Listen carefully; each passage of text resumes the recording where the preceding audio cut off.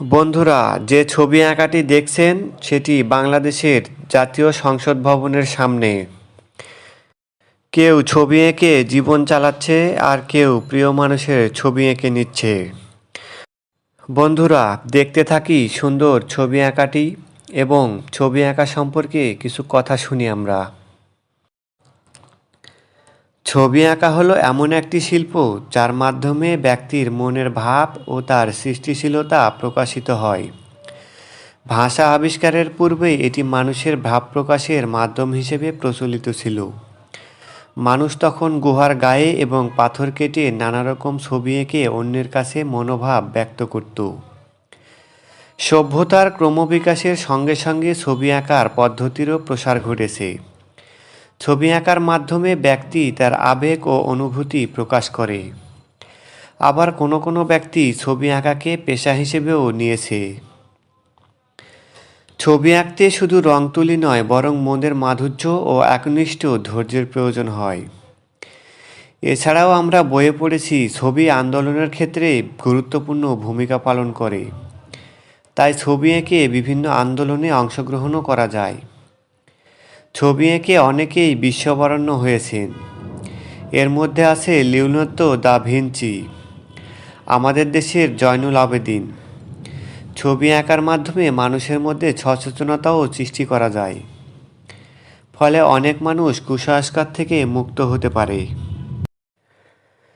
পৃথিবীতে প্রাকৃতিক, সামাজিক ও রাজনৈতিক ভাঙ্গাগড়া, উত্থান পতন সব কিছুর মধ্যেই লুকিয়ে আছে শিল্প। পৃথিবীর যাবতীয় বস্তুসমূহের সৃষ্টি, স্থিতি, অবস্থা, ক্রমবিকাশের মধ্যেই লুকিয়ে আছে শিল্প। পৃথিবীর যাবতীয় জাগতিক গুণ, মানবিক আবেদন আর জীবজগতের আচরণের মধ্যেও লুকিয়ে আছে শিল্প। আর সেই সব ঘটনাবলীর বিচিত্র রূপে ধরে রাখার জন্য ছবি আঁকার প্রয়োজন। বিভিন্ন সময়ে ছবি, বিভিন্ন কালের ছবি, বিভিন্ন কালের বা যুগের দর্পণ। ছবির মধ্য দিয়ে মানুষের জীবনের বিভিন্ন দিকের প্রতি আলো ফেরা যায়। গুহাচিত্রের পর এলো মাটির দেয়াল, তালপাতা আর কাঠের পাতা।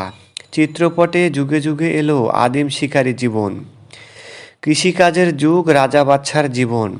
প্রাধান্য পেল কখনো কখনো নর্তকী, দেবদাসী। আধুনিক যুগে এলো দরিদ্র মানুষের কথা, আন্দোলনের কথা, আনন্দের কথা, সংগ্রামের কথা, লড়াইয়ের কথা। ছবিতে স্থান, মহাযুদ্ধের বিষয় আর যন্ত্র সভ্যতার কথা।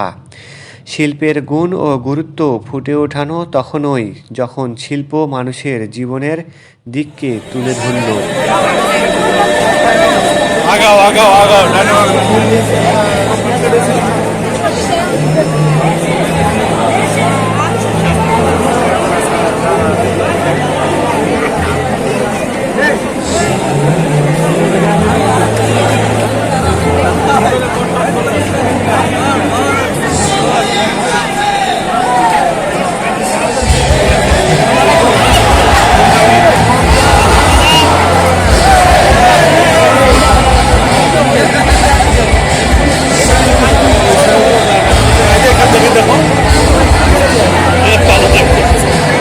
ভালো দেখা যাচ্ছে